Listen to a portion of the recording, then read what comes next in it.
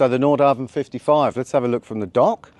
She's a large boat, obviously, very big volume. She has a 5.5 metre beam. She's 17.09 metres length overall. I'm definitely not 6 foot, but you can see, you know, the height of the hull and deck off the water here. It's got a very purposeful bow. We see the anchor bowsprit with a very large stainless steel anchor and 100 metres of chain from the foredeck. Coming back, we can see the fair leads. There's a spare aluminium fortress anchor if necessary. We see the shore power inlets, which are on the bow or on the transom. The hull is a gel coat colour, so this is a light grey colour.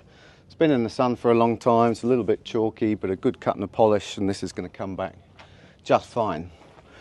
As we come back, we see the deck level lowers. We see full scuppers in the lower deck for getting rid of any blue water that comes onto the boat, and the side opening door onto this starboard deck, and then we come to the transom.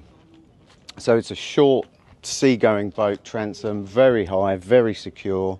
The tender setup has been modified on this boat.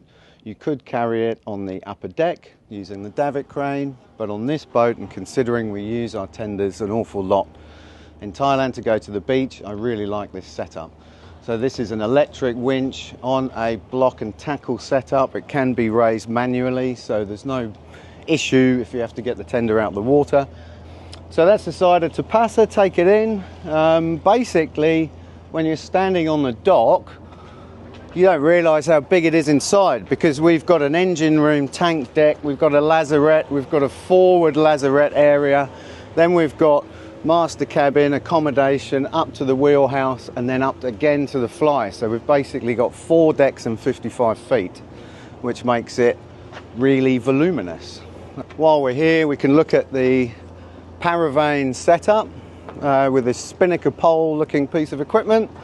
So this will come out Nordhavn style, like a trawler yacht, with the paravanes, and that is your stabilisation at sea without using any power. Whether you use those regularly or not, the boat does have fin stabilisers, active fin stabilisers as well, so you're unlikely to use them a lot. The fin stabilisers are not 0 speed, they're underway only, so you might use the paravanes when you're at anchor. So that's the outside of the boat. Let's go and have a look. We'll jump on board and have a look around the deck. Join me, we're going to jump on board. This is the nice side opening door. You can see the height here. This is really safe, really good. Hop on board, we'll walk forward. So on the starboard side of the deck, because it's not symmetrical, it's asymmetric layout, this boat.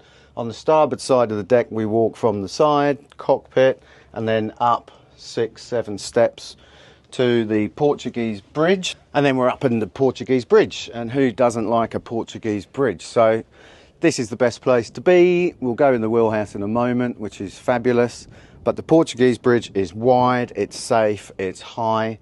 We have wing station controls for engine, anchor, bow and stern thruster. That's on starboard and port side, so you've got 3 methods of driving the boat from the Portuguese bridge. There are also cockpit controls with the same control setup, and that's down in the cockpit. But as we walk forward, again, nice and safe, storage lockers forward, varnish teak cap rail. We walk forward through the safety door and onto this foredeck. The granny bars were added by the owners just as an extra handheld when you're walking forward. We like that, that's nice and safe. And the rest of the foredeck is what it is, but nice courtesy lights, nice scuppers for draining the water, and the deck is this grey anti-skid, which works very well, so not much teak, very cool boat to walk around underfoot. So we've been on the foredeck, we know this is nice and open, nice and safe. We've got the good handhelds, we've got this thick stainless guardrail going around with twin lines. It's a nice foredeck, very easy. As we walk back in to the Portuguese bridge, one thing to spot is this opening hatch, which is nicely covered and protected. That supplies a lot of fresh air down to the master cabin. As we walk around to the port side, we have the second wing station for control, and we keep walking. We'll go into the wheelhouse in a moment, but I do like these saloon barn door whatever you call it, so you can open up the top end of the door. Plus we have a small sun and rain shade just above us, so that with the door open you don't get rain into the wheelhouse. And now we come into the wheelhouse, and if you're going to buy a Nordhavn yacht, you're going to spend a lot of time in this wheelhouse, hopefully doing thousands of miles in awesome weather protection, and this is really the best part of the boat. So come on in, have a look around. We've got a full navigation helm setup, which I'll run you through in just a moment. To the starboard side, we have the staircase which leads down to the forward accommodation. So that goes to the forward cabin and the master cabin. To starboard aft is the nice wide stairway down to the main salon.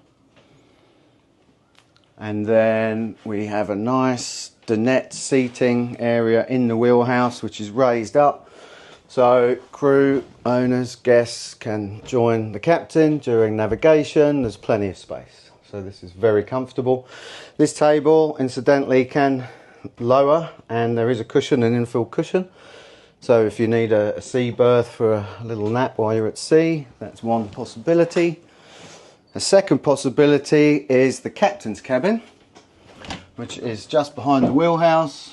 We won't go in here too far, but this is a 3/4 berth with aircon, small hanging locker, opening port, and a window direct through. So if you're the captain and you're off watch, this is the perfect place for a little rest. Also, we have the day head, so you don't need to leave the wheelhouse if you need to go to the bathroom. So having the day head and a separate cabin up here in the wheelhouse is obviously something quite special.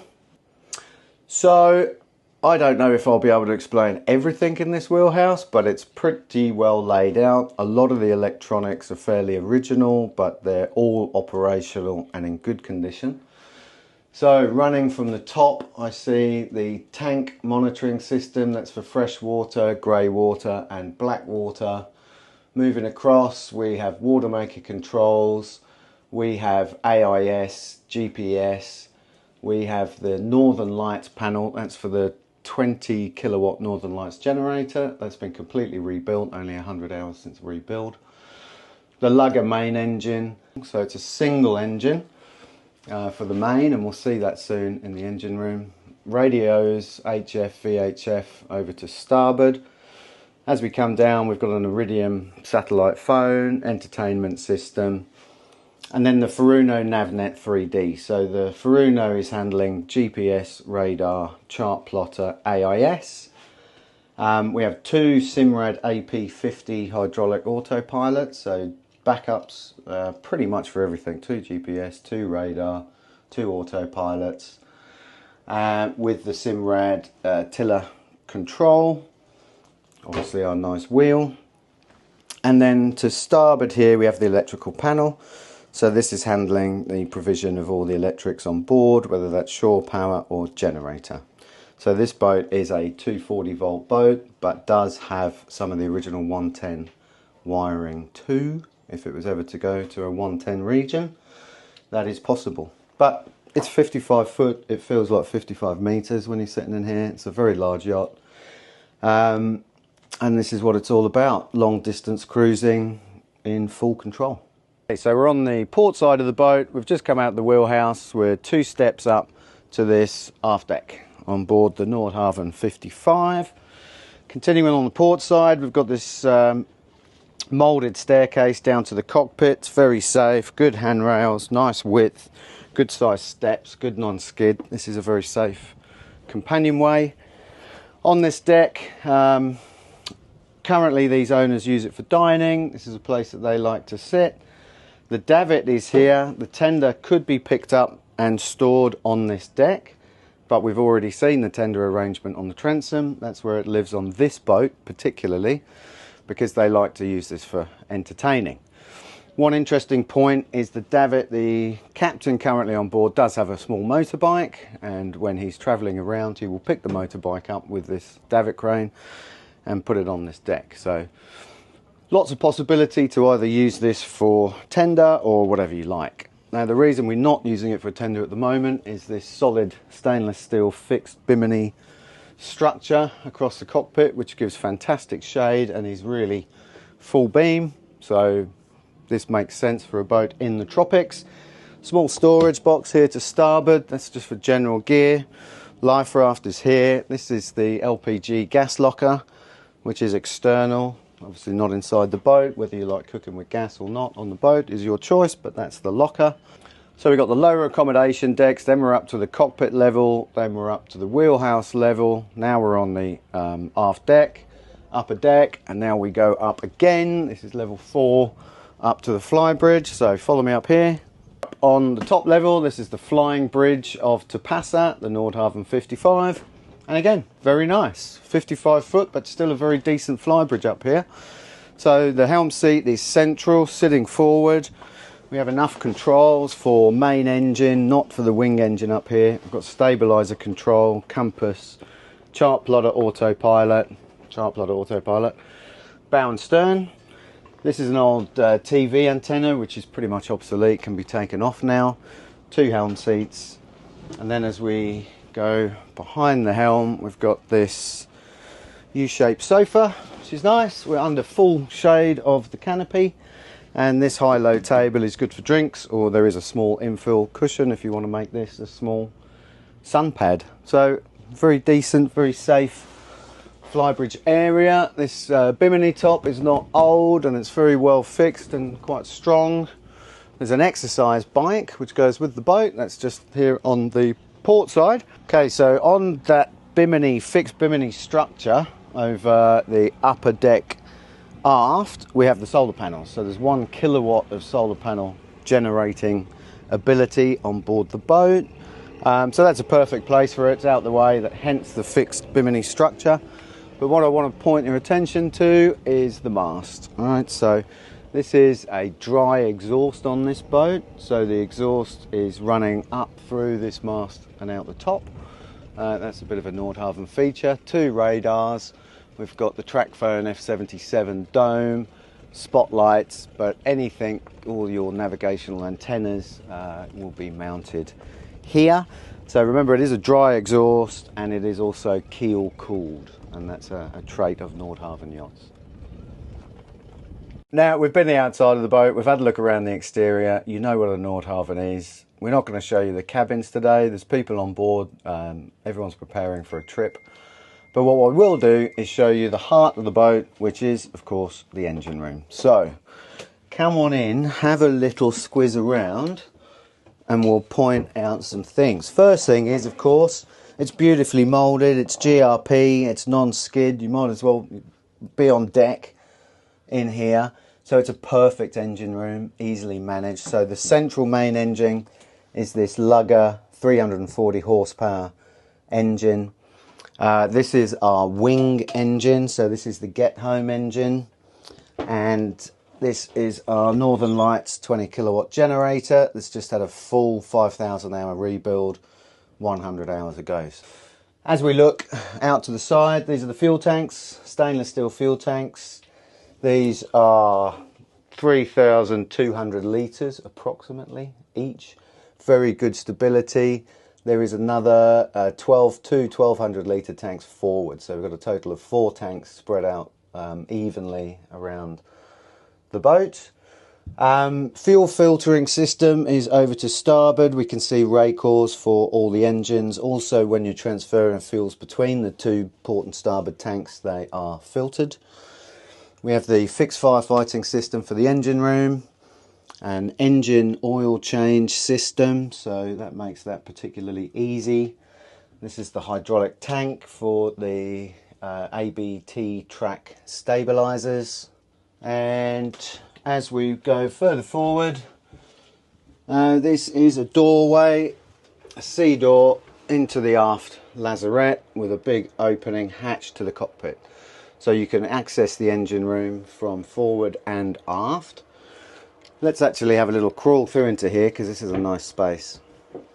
Okay, so we've just come through from the engine room through the sea door to the aft lazarette. This is nice to point out because it's a really big space, and when you're cruising you need really big spaces. What this does also is we've separated all the electrics and the chargers and the inverters and the batteries out of the engine room and put them in this separate area. So over to port side, we can see the inverter charger, the battery chargers, new gel house batteries times 10 have just gone in today. So all new house batteries on board TIPASA. Aft there we can see the air conditioning compressors, and we can see the hydraulic pack for the dinghy davit crane. And then here, so this is our rudder stock, straight down onto the rudder. We have emergency steering access up through the cockpit, and these are our twin Simrad AP50 hydraulic autopilots. So very strong autopilot system on this boat with total backup to hydraulic rams there. The fact that you can open this up into the cockpit and pass tools or whatever you need down to work down here and work in the engine room without going through the interior of the yacht is something the captain and owner really like, and very practical. Thanks for that. You've jumped on board. You've had a little look around the Nordhavn 55 TIPASA. She's seriously for sale. She's a great boat, ready to go. Captain's very knowledgeable, ready to give a really good handover to any new captain, crew or owner. So this is a boat that you're going to be able to take over and have confidence in very quickly. She's a pocket explorer. She's got lots of capability. She's extremely economical, 20 litres an hour when you're cruising.